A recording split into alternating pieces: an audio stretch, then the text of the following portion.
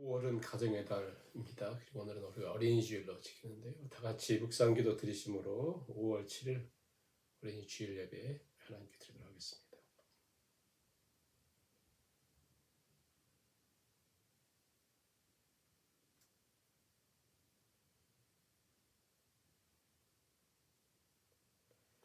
내가 여호와를 항상 내 앞에 모심이여 그가 나의 오른쪽에 계심으로 내가 흔들리지 아니하리로다. 아멘. 찬송가 15장 찬양을 드리시겠습니다. 15장입니다. 1절 4절 찬양을 드립니다. 하나님의 크신 사랑 하늘에서 내리사 우리 맘에 항상 계셔 온전하게 하소서. 우리 주는 자비하사 사랑 무한하시니 두려워서 떠는 자를 구원하여 주소서. 우리들이 거듭나서 흠이 없게 하시고 주의 크신 구원받아 온전하게 하소서. 영광에서 영광으로 천국까지 이르러 크신 사랑 감격하여 경배하게 하소서. 아멘.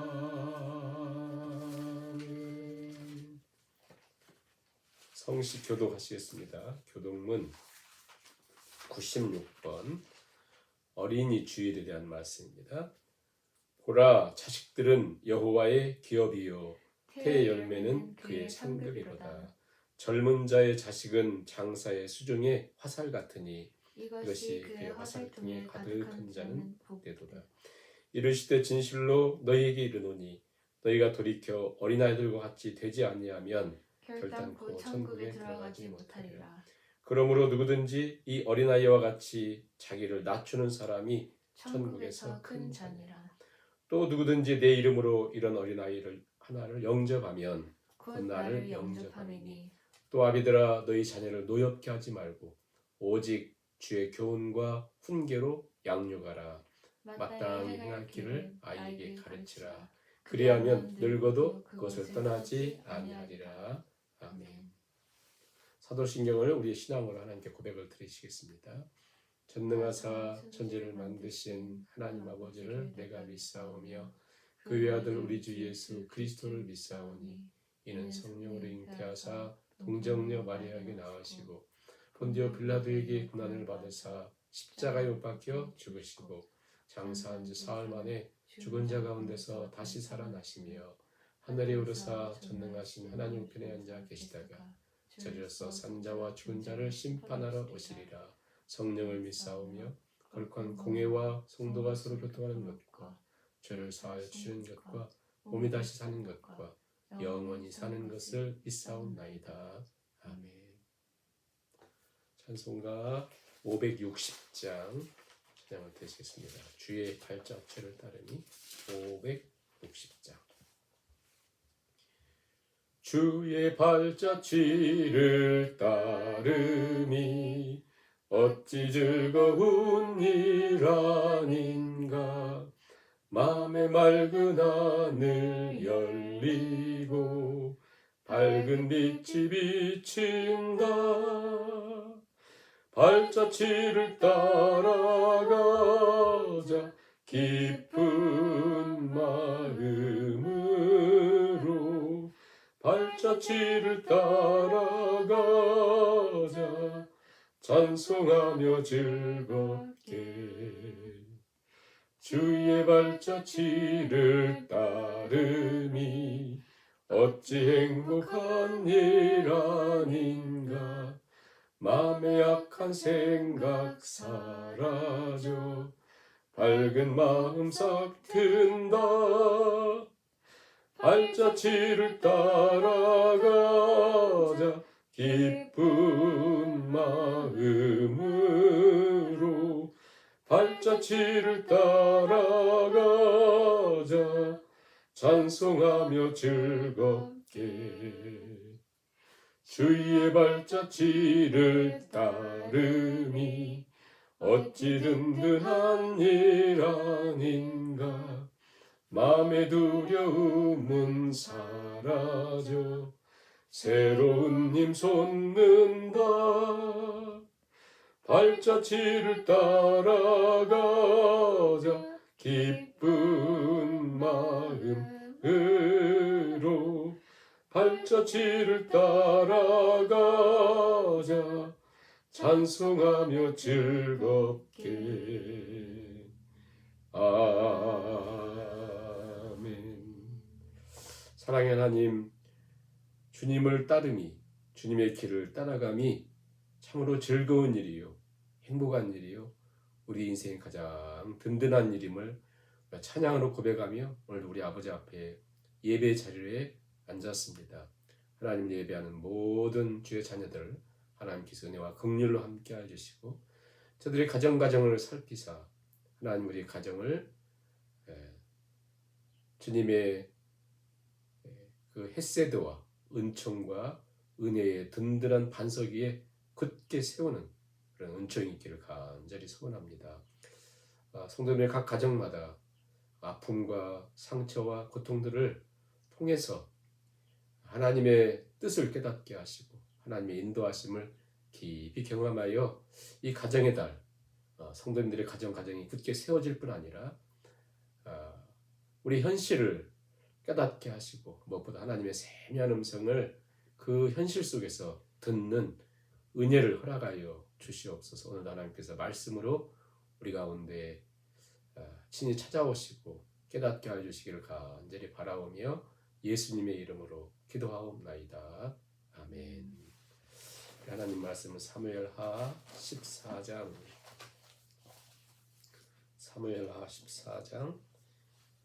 28절부터 33절까지 말씀을 봉독하시겠습니다. 압살롬이 이태 동안 예루살렘에 있으되 왕의 얼굴을 보지 못하였으므로 압살롬이 요압을 왕께 보내려 하여 압살롬이 요압에게 사람을 보내 부르되 그에게 오지 아니하고 또다시 그에게 보내되 오지 아니하는지라. 압살롬이 자기의 종들에게 이르되 보라, 요압의 밭이 내 밭 근처에 있고 거기 보리가 있으니 가서 불을 지르라 하니라. 압살롬의 종들이 그 밭에 불을 질렀더니 요압이 일어나 압살롬의 집으로 가서 그에게 이르되 어찌하여 내 종들이 내 밭에 불을 지르느냐 하니 압살롬이 요압에게 대답하되 내가 일찍이 사람을 내게 보내 너를 이리로 오라고 청한 것은 내가 너를 왕께 보내 아뢰게 하기를 어찌하여 내가 그슬에서 돌아오게 되었나이까. 이때까지 거기에 있는 것이 내게 나았으리다 하려 함이로라. 이제는 내가 나로 하여금 왕의 얼굴을 볼 수 있게 하라. 내가 만일 죄가 있으면 왕이 나를 죽이시는 것이 옳으니라 하는지라.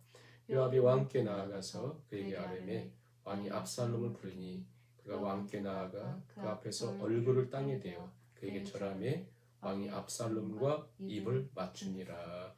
아멘. 오늘은 5월 첫 주, 즉 어린이 주일로 우리가 보냈는데요. 5월 달은 가정의 달이라 우리가 각 나라에서도요. 계절 중에 제일 좋은 5월을 가정의 달로 이렇게 지킵니다.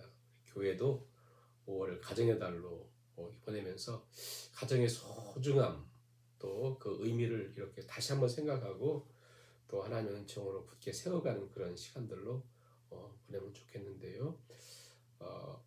어린이 주일, 또 다음 어버이 주일, 그 다음 가정 주일, 부부 주일 이렇게 보내면서 특히 우리 어린이 주일을 보내면서 가정의 부모와 자녀 관계는 어떻게 세워져야 하는가 우리 한번 이렇게 생각해 봤으면 좋겠습니다. 구약 역사에 가장 위대한 인물이 있다면 참 많은 분들이 하나님의 은혜와 은총 가운데 보내는 인물들이 있습니다. 그 중에 가장 탁월한 사람 한 사람만 뽑으라면 다윗이죠. 다윗. 예수님의 이름보다 더 많이 거론되는, 또 구약에서 다윗의 일들을 신약에서 가장 많이 인용을 했고요. 하나님도 오직 하나님 마음에 합한 사람 한 사람 보면 다윗이죠. 다윗. 그리고 하나님 내 종 다윗이라 하나님 그렇게 부르기를 좋아하셨어요. 내 종 다윗. 그래서 유다의 또 이스라엘의 역대 왕들이 나올 때마다 그들을 평가하면서 너는 내 종 다윗과 같지 않았다 할 만큼 하나님의 전폭적인 총애를 받았던 다윗. 그런데 그렇게 위대한 다윗의 삶 속에 다윗의 가정 하면 어떻게 보면 다윗에게서 아킬레스건과 같은 다윗을 다윗의 가정 하면 너무나 다른 모습을 보게 됩니다. 젊어서 사울 왕에게 쫓김을 당하는 10수년 동안의 생활이 굉장히 힘들었습니다. 거의 풀무불 속을 지나가는 것 같고 삶과 죽음이 한 장 차이라 할 만큼 고통스러운 시간들. 그런데요, 그 어려웠던 시간들은 다윗이 가정에서 보냈던 거리움과 비교하면 아무것도 아닐 정도로 다윗의 가정은 매우 심각했습니다. 이 가정의 달을 맞으면서 다윗의 삶에서 가장 길고 슬픈 가슴 아픈 이야기, 아버지와 아들 사이. 그래서 사무엘 하에서 다윗이 주인공이니까 거의 다윗 다음으로 가장 많이 등장하는 이름은 압살롬이에요. 다윗의 아들. 그래서 아버지와 아들 사이에서 일어나는 길고 자세한 그 이야기를 우리가 오늘 잠깐 살펴보면서 이 가정에 왜 이렇게 힘든 일들을 자세하고 길고 세세하게 기록하고 있는가? 어떤 영화에서도 볼 수 없는, 이게 영화인가 현실인가 구분이 안 될 만큼 칼바람이 부는, 도무지 우리가 그 가정에 있다면 감당할 수 없을 가슴 아픈 이야기를 우리가 한번 생각해 보는데요.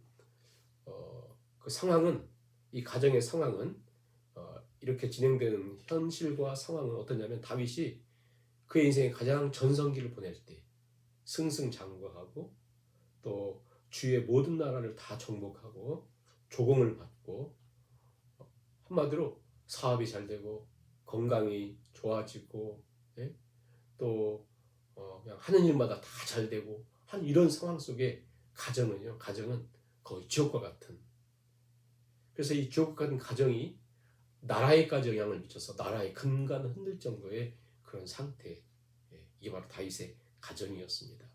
우리가 주부들이 일을 하다가 가정에서 이제 주방에서 일을 하다가 부엌에서 일을 하다가 그래서 깨진 그릇은 버리면 되잖아요. 그런데 깨어진 부자 관계, 깨어진 가정 어떻게 해야 되는가, 어떤 의미가 있는가, 이 말씀을 잘 우리가 생각을 해야 된다는 것이죠. 이 압살롬에 대한 기록은요 13장부터 사무엘하 13장부터 19장까지 계속 기록되어 있습니다. 길게 또 매우 자세하게. 그러니까 이 메시지 속에서 매우 깊은 메시지가 있기 때문에 그렇거든요. 왜냐하면 우리가 한 나라를 정복하고 나라가 막 부강하고 엄청난 일이잖아요. 근데 그런 내용은 간략하게 기록을 하고 있고 다윗의 가정의 이 힘든 이야기는 길게 기록하고 비교 안 될 정도로 기록을 하고 있거든요. 그래서 마치 다윗의 인생 속에 고통만 있는 것처럼. 근데 실제로는요 동서남북 모든 나라를 다 섭렵을 했어요 다윗이. 그것은 8장에 간략하게 기록하고는, 그리고는 그 13장부터 그 기나긴 장을 통해서 힘들고 어려운 일들을 기록을 하고 있는데, 이 압살롬의 관계 속에서 최고의 그 하이라이트를 할 수 있을까요? 다윗이 자기의 부하들 모아놓고 도망가자, 두렵다, 우리가 죽을까 하느라고 도망가거든. 누구 때문에?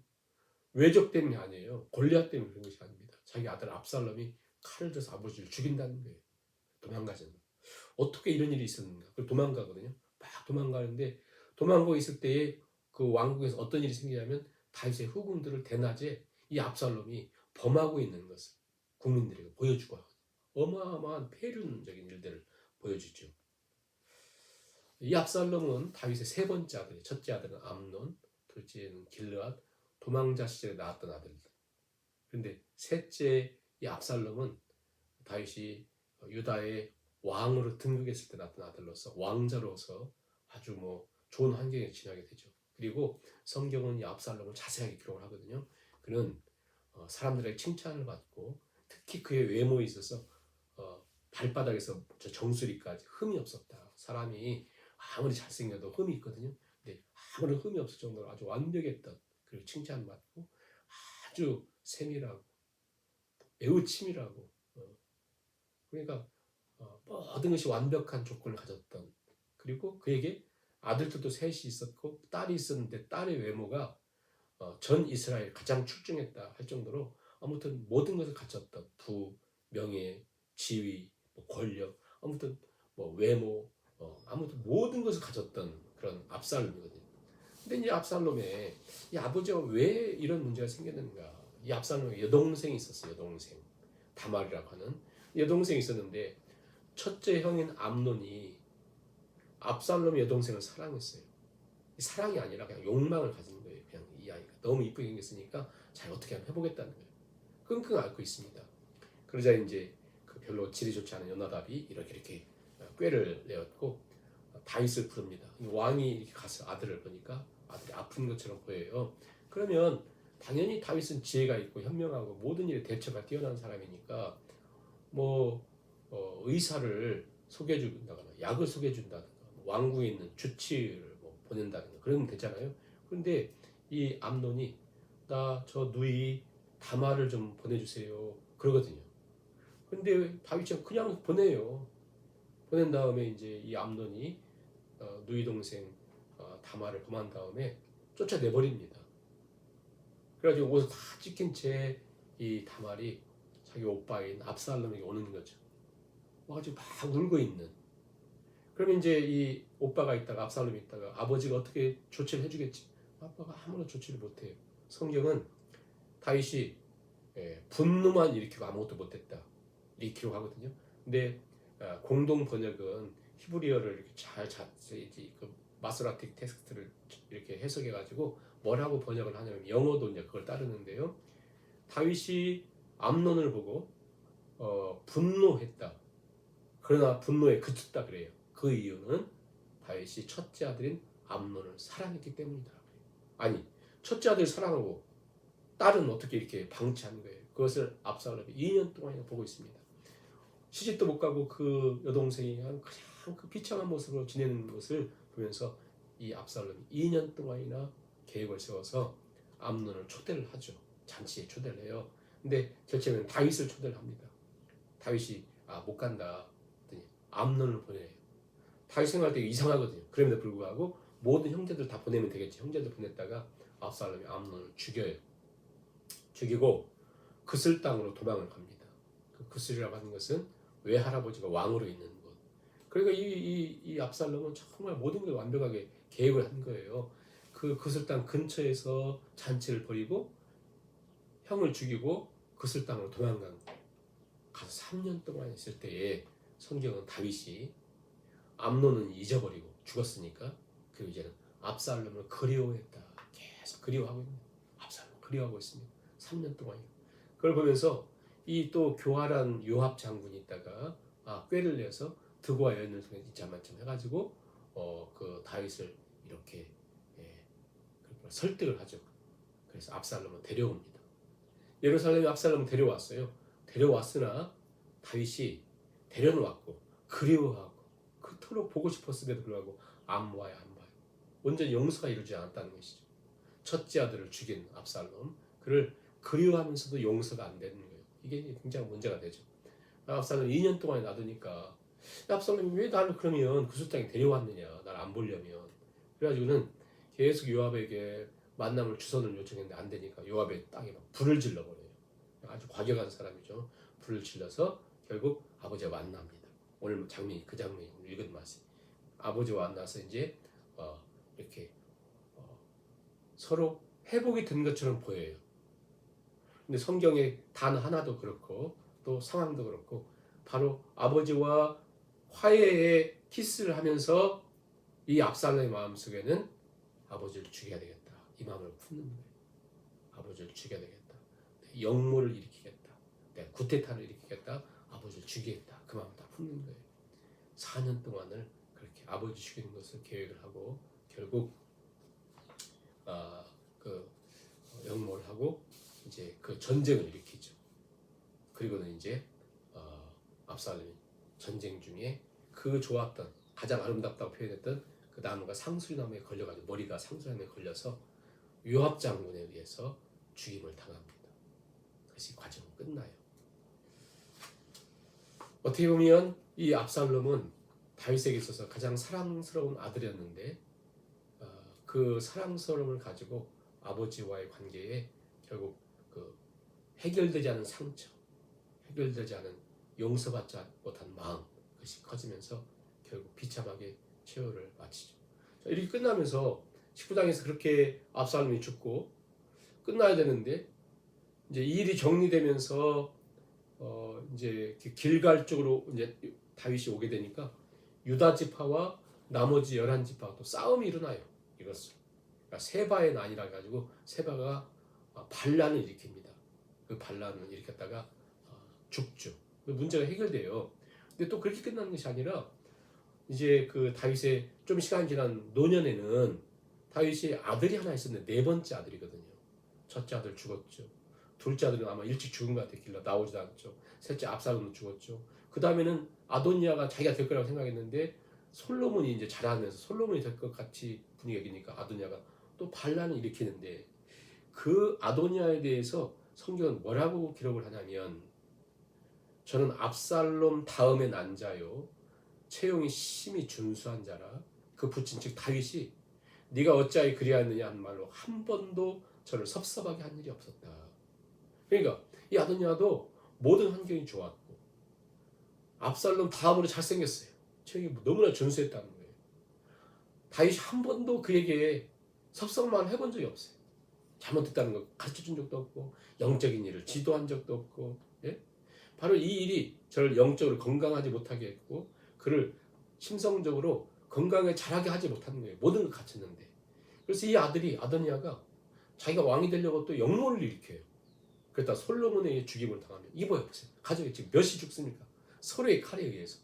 이게 바로 다윗 가정에 있었던 내면 세계와 영적 문제에 관심을 가지지 않았던 그 가정에 있었던 일입니다. 자, 우리가 이제 이렇게 내용을 긴 내용을 축약해 가지고 보면서 한번 정리를 해보면 왜 이렇게 성경은 다윗의 가정에 초점을 많이 맞추고 있는가? 예? 다윗이 5장에서 통일왕국의 왕으로 등극을 하고 6장에서 법궤를 예루살렘에 모셔오고 7장에서 내가 하나님의 집을 지어줘야지 할 때 하나님이 다윗 아니야 내가 네 집을 지켜주고 영원히 지켜주겠다 하면서 다윗 언약을 맺으시고 8장에 그 주위 모든 나라를 정복합니다. 동쪽으로는 보세요. 늘 이스라엘 괴롭혔던 에돔, 암몬, 모압, 예? 또 그 위에 아람, 두로, 북쪽으로 막 이때 다 정복하고 서쪽으로는 블레셋 정복하고 아무튼 예. 남쪽으로는 원래는 그 부엘세바까지가 경계인데 저 아래 홍해에 이르기까지 다 정복하고 북쪽으로는 단이 원래 경계였는데 그 거의 2배 될 정도로 저기 하맛 어기까지 다 정복하고 아무튼 엄청난 것을 정복하는데 8장에 간략하게 기록하고 그 다음에 9장에는 무비보셋을 찾아서 그 은총을 풀고 10장에는 암논의 저 암몬이라고 한 나라의 나하스가 죽었을 때 이렇게 조문객을 보내서 이렇게 하고 그 다음에 11장에 갑자기 바세바를 범하고 우리아를 죽이고 12장에 나단 선지자 지적을 받으면서 그냥 급속도로 나락을 떨어지잖아요. 특히 가정에서 즉 우리아를 죽이고 바세바를 범한 이 사건을 통해서 온 가정에 엄청난 그 아픔을 겪게 됩니다. 자, 이런 일들을 통해서 우리가 이제 그러면 왜 이렇게 길게 그 가정의 어려움과 고통을 얘기하는가? 자, 이 가정을 보면서 유로바다 이렇게 쓴 것인가요? 아니면 이렇게 하지 말아라 하려고 쓴 것인가요? 더 깊은 의미들이 있다는 거예요. 1차적으로 지금 다윗의 가정에 이루어지는 모든 일들은 하나님께서 12장의 나단 선지자를 통해서 예언을 하셨거든요. 칼이 네 집에 떠나지 않을 것이다. 그리고 너는 보이지 않는 곳에서 그 음행을 범했지만 그건 대낮에 네 후궁들이 범함을 당할 것이다. 얘기했던 것처럼 그대로 이루어지죠. 하나님의 선포가 그대로 이루어진다. 하나님의 선포. 아무리 역사가 흘러도 하나님의 말씀 그대로 이루어진다. 하나님 이루어진다. 그런데 이제 그 하나님 말씀 이루어짐에 다 다양한 모습으로 그 일을 그 이름의 그 메꿈이 되죠. 그 일을 이루죠. 한 사람도 자기가 하나님 역사를 이룬다라고 생각하는 한 사람 없습니다. 다 자기 기질대로 자기 성격대로 살아가지만 중요한 것은 하나님 뜻이 이루어진다. 그러니까 뭐가 중요하냐면 하나님 뜻이 반드시 이루어지면 우리는 어떤 성격과 어떤 마음과 어떤 자세로 살아가야 되는가 그것이 보이죠. 첫째, 다윗의 첫째 아들인 암논은 아주 나쁜 불순한 마음과 정욕과 욕심과 탐욕으로 살다가 망하죠. 다 갖췄지만. 셋째 아들인 압살롬은 분노와 원수 갚음과 그 속에 칼을 가지고 살다가 망하죠. 넷째는 아도니아는 자기 잘난 것을 깨닫고 어떤 반역의 마음을 가죠. 또 압살롬과 요압의 사촌인 요나답이라고 하는 사람은 다윗의 형의 아들이에요. 그는 아주 교활한 마음으로 간사한 마음으로 살다가 요압도 마찬가지 다 다양한 모습으로 하나님 역사에 자리매김을 합니다. 중요한 건 뭐냐면 우리가 그 하나님의 뜻이 반드시 이루어지면 어떤 자세로 할 것인가, 우리 가정에서도 어떤 자세로 내가 살 것인가, 굉장히 중요하게 우리가 생각해야 될 부분이고요. 그 다음에 이제 중요한 것은 왜 이렇게 길게 다윗의 가정에 대한 말씀을 하는가. 이 내용을 통해서 주고 싶었던 메시지가 있는데요. 누구에게 이 말씀을 주냐면 저 바벨론에 끌려갔던 유다 백성들은 도무지 이해할 수 없는 일들이 계속해서 있었습니다. 그것은 뭐냐면 우사라고 한 사람이 법궤를 하나님 언약궤를 지키려고 떨어지려고 하니까 만졌다가 죽었거든요. 그때부터 이스라엘에게는 어떤 생각들이 계속해서 있었냐면 하나님의 전, 하나님의 지성소, 법궤, 하나님이 계시는 곳에 누구도 범접할 수가 없다. 가까이 할 수가 없다. 죽는다. 그리고 거룩하게 대해야 된다. 생각을 했거든요. 근데 바벨론 군사들이 들어와서 성전을 불태우고 파괴하고 성전 지성소에까지 들어가서 그 중요한 금 장식품들을 가져가는데도 하나님은 침묵하고 계신 거예요. 도무지 어떻게 이런 일이 있을까? 그리고 우리는 하나님 백성이고 우리 하나님 보호받는 백성들이 어떻게 우리는 포로로 끌려가고 있는가? 하나님 계신가? 하나님 무능한 것인가? 하나님 능력이 없는 것인가? 하나님은 죽은 것인가? 그들은 굉장히 고민 속에 있었던 거예요. 깊은 고민 속. 마치 우리 삶 속에 이런 일이 있을 거라고 생각하고 기도하면 이런 일이 잘 될 거라고 생각하고 건강도 회복될 거라고 생각하고 또 교회 와서 예배도 드리고 또 목회자들 불러서 집에서 기도도 하고 예배도 드리면서 이런 일이 될 거라고 생각했는데 오히려 가면 갈수록 일은 안 되고 건강도 나빠지고 사업도 잘 안 되고 취직도 안 되고 힘들 때도 계속 있고 그럼 하나님은 과연 나에 관심이 있으신가? 하나님 없는 것인가? 라고 하는 것이죠. 중요한 것은 뭐냐면 중요한 것은 나 지금 다윗의 가정을 봐라. 모든 것이 무너진 거 아닌가? 끝나는 것처럼 보이는 것이 아닌가?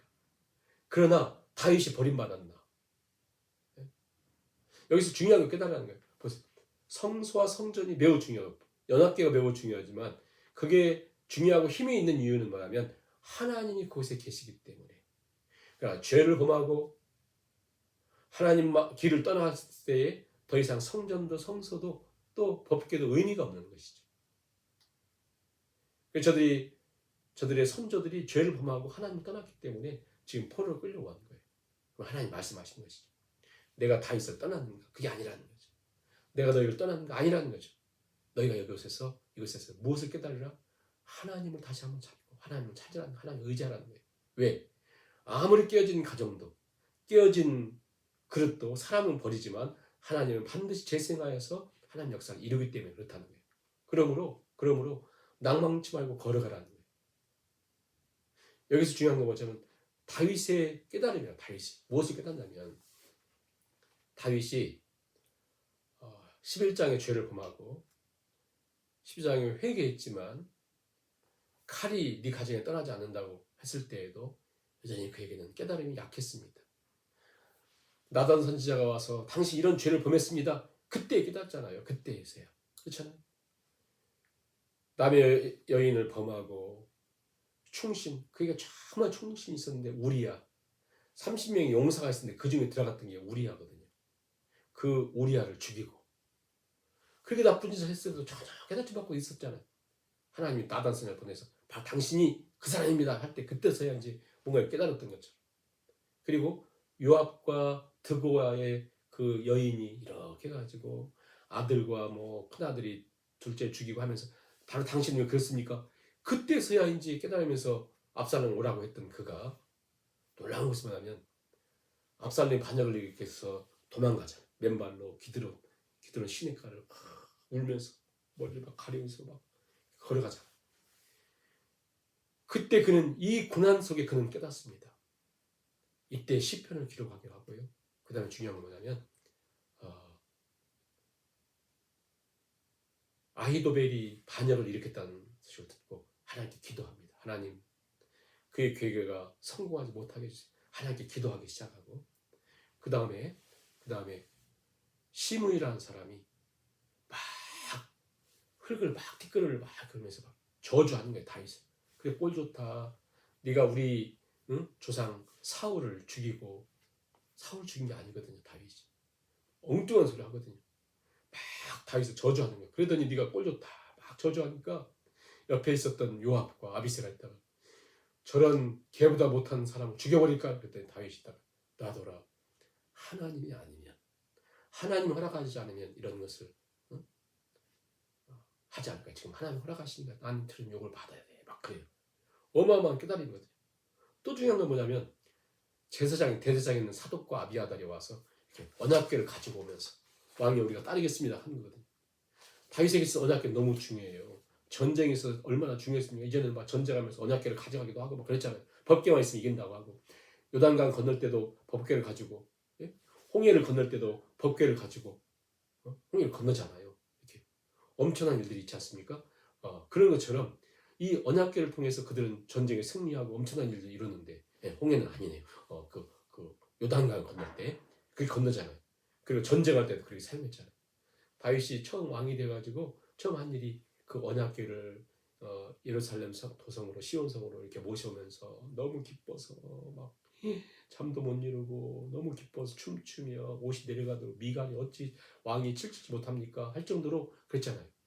그리고 제사장들이 법궤를 옮기면서 6발짝 넘기면 소를 잡고 하나님께 찬양하고 제사하고 예배하고 막 얼마나 법궤에 대해서 그렇게 좋아했습니까? 그런데 지금 도망자의 길 속에서 사독과 아비아달 대제사장들이 가져와서 법궤를 가지고 따라보니까 아니다. 너희는 돌아가서 시온성을 지켜라. 만약 하나님이 허락하셔서 내가 평안히 돌아오게 되면 내가 하나님의 법궤 앞에 언약궤 앞에 엎드릴 것이고 내가 하나님을 찬양할 것이다. 하나님을 예배할 것이다. 하나님이 허락하시다. 그러니까 무슨 얘기냐면 다윗은 지금 도망자의 길 속에서 무엇을 생각하냐면 내가 사업이 잘 되는 것, 내 가정이 회복되는 것, 나라가 든든히 서는 것, 이 세상 어떤 것도 그에게 우선순위가 아니었습니다. 그에게 이 고난을 통해서 압살롬의 반역과 도망자의 길 통해서 그는 철저히 깨달은 것이 뭐냐면 나는 그 어떤 것도 내 인생 속에 우선순위가 없습니다. 다시 하나님 앞에 서는 것. 내가 하나님의 사람으로 그 어린 날 나를 인도하시고 돌봐주셨던 하나님 그 신앙의 처음 사랑을 회복하는 거예요. 그게 내 인생에 가장 중요하다는 거예요. 내 건강의 회복보다도 내가 압살롬과의 관계 회복보다도 내가 왕권을 회복하는 것보다도 어떤 것보다도 내가 하나님께서 나를 부르신 그 자리를 내가 찾겠다는 거예요. 바로 그것을 그는 이 엄청난 고난의 시간에 깨닫습니다. 그것만이 아닙니다. 도망자의 그 길 속에서 가드 사람 이때가 군사들을 데리고 다윗을 쫓습니다. 다윗이 아니다. 참 놀라워요. 가장 고통의 순간인데 다윗이 이 가드 사람 이때에게 장군이거든요. 이때가 아주 뛰어난 장군이거든요. 너희는 돌아가라. 다윗을 따라오려니까 너희는 돌아가라. 너희는 가드 사람이야. 가드는 블레셋 사람이거든요. 용병으로 와 있는 거예요. 다윗이 좋아서 쫓아온 사람. 너희는 가드 사람들인데 나라에서 망명해가지고 여기까지 와서 나라 잃은 너희들이, 나라를 떠난 너희들이 이 땅에서 이렇게 어려움을 겪는데 나 따라봐도 너희는 고생이야. 너희는 돌아가 오지 마. 한 사람이라도 지금 더 필요한 그때 다윗은 돌아가라 그래요. 그들이 못 돌아간다 따라오죠. 다윗은. 우리는 죽을 때까지 따르거든. 근데 중요한 건 뭐냐면 다윗이 군사의 힘도 종교적인 힘도 이 세상에 어떤 것도 그에게 움켜진 걸 다 놓은 것이죠. 한마디로. 그는 정말 기쁜 깨달음을 갖는 것이죠. 하나님을 찾고 하나님을 의지하고 하나님 붙들고 이 사실이 놀라운 것 같아요. 그 바벨론 포로가 되어 있는 너희들도 지금 그 속에서 이 다윗이 깨달았던 이 사실을 깨달으라는 것이고 오늘 우리 삶 속에 건강이 깨지고 가정이 깨지고 관계가 깨지고 얼마나 힘들어요. 그러나 그것보다 더 우선순위로 중요한 게 뭐냐? 하나님과의 관계 회복이라는 거예요. 하나님 처음 사랑을 회복하는 것이죠. 신앙의 삶을 회복하는 것이죠. 한마디로 우리가 기억해야 될 것은 믿음의 최고의 거장이라고 할 수 있는 다윗의 가정에도 말로 표현할 수 없는 칼바람이 불고 고통이 일고 힘든 일이 있었고 요셉의 가정도 그렇고 야곱의 가정도 그렇습니다. 그렇잖아요. 아픔이 없는 가정이 없다는 거예요. 중요한 것이 무엇입니까? 깨어진 가정에도 깨어진 가정을 통해서도 깨어진 관계를 통해서 하나님의 일하심은 멈추지 않는다. 만일 하나님이 완전한 가정을 통해서만 일하신다면 어디가 있어요? 아브라함의 가정도 다윗의 가정도 야곱의 가정도 어디가 있어요? 깨어진 가정을 통해서 하나님의 일은 하나님의 역사는 계속된다. 다른 말로 표현해서 상처, 깨어짐보다 더 큰 하나님의 헤세드, 은총, 하나님의 손길이 있기 때문에 우리가 이 가정의 달을 보내면서 우리가 다시 하나님의 그 크신 사랑을 붙들고 여전히 하나님의 헤세드, 그 은총은 오늘도 계속되고 있다라고 하는 믿음을 딱 붙들고 험난한 인생길을 믿음을 승리하며 걸어가는 정말 성도들이 될 수 있기를 간절히 바랍니다. 아멘. 찬송가 570장 1절 찬양을 드리면서 주님의 선물을 드립니다. 570장 주는 나를 기르신 목자의 1절입니다. 주는 나를 기르시는 목자요 나는 주님의 귀한 어린 양 푸른 풀밭 맑은 시냇 물가로 나를 늘 인도하여 주신다. 주는 나의 좋은 목자 나는 그의 어린 양 저를 따라 꼴을 먹여주시니 내게 부족함 전혀 없어라. 아멘. 교회 소식은 주보를 참조하시기 바라고요. 계속해서 교회를 위해서 기도해 주시고 또 5월 가정의 달 성도들의 가정이 든든히 설 수 있도록 성도들의 가정들을 위해서 기도해 주시고요. 우리 2절 3절 방금 불렀던 찬양을 드리고 축도 예배를 마치겠습니다. 예쁜 새들 노래하는 아침과 노을 비키는 고운 황혼에 사랑하는 나의 목자 음성이 나를 언제나 불러주신다. 주는 나의 좋은 목자 나는 그의 어린 양 저를 따라 꼴을 먹여주시니 내게 부족함 전혀 없어라. 못된 짐승 나를 해치 못하고 거친 비바람 상치 못하리. 나의 주님 강한 손을 펼치사 나를 주야로 지켜주신다. 주는 나의 좋은 목자 나는 그의 어린 양 저를 따라 꼴을 먹여주시니 내게 부족함 전혀 없어라.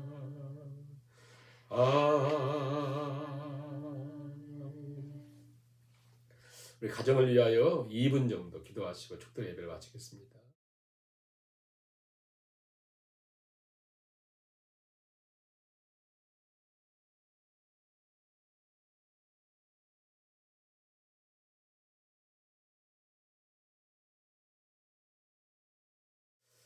사랑의 하나님, 오늘도 하나님을 예배하며 마음을 드리고 정성을 드리고 물질을 구별하여 주 앞에 드립니다. 주께서 손길 축복하시고 저들 가정마다 회복의 역사와 주님의 뜻을 깊이 깨닫는 은혜를 허락하여 주시옵소서. 아담과 하와의 가정에 깨어진 관계 속에서도, 깨어진 가정에도 하나님의 역사는 계속되었고, 야곱의 깨어진 그 가정 속에서도 하나님의 섭리의 역사는 계속되었듯이, 또 다윗의 그 깨어진 가정과 그 관계 속에서도 하나님의 그 은총은 계속 되었듯이, 또 바벨론의 포로가 되어 모든 것이 끝난 것 같은 상황에도 예레미야 선지자를 통해서, 에스겔 선지자를 통해서 하나님의 일하심은 계속 된다 선포하시고 그 일이 계속 약속대로 되었듯이, 오늘도 우리 가정의 여러 가지 문제 속에서도 또 환난 속에서도 하나님의 헤세드, 그 은총은 계속 진행됨을 깨닫고 겸허히 주 앞에 엎드려 하나님의 일하심과 하나님의 뜻이 분명히 세워짐에 나는 어떤 존재로, 어떤 마음으로, 어떤 자세로 살아가야 될 것인가 다시 한번 생각하며 신실하신 하나님 붙들고 믿음으로 달려가는 저와 모든 성도님들 되게 하여 주시옵소서. 이제는 우리 주 예수 그리스도의 은혜와 아버지 하나님의 무한하신 사랑과 성령님의 위로교통 충만케 하심이 모든 문제 속에서도, 우리 삶의 환경 속에서도 우리 하나님의 일하심을 깨닫고 합력하여 선을 이루신 하나님을 신뢰하며 믿음으로 살아가길 결단하는 하나님의 모든 권속들 머리머리 위에와 주께서 몸버려 피를 사신 주님의 몸된 교회 위에 이제로부터 영원까지 함께 하시기를 간절히 축원하옵나이다. 아멘.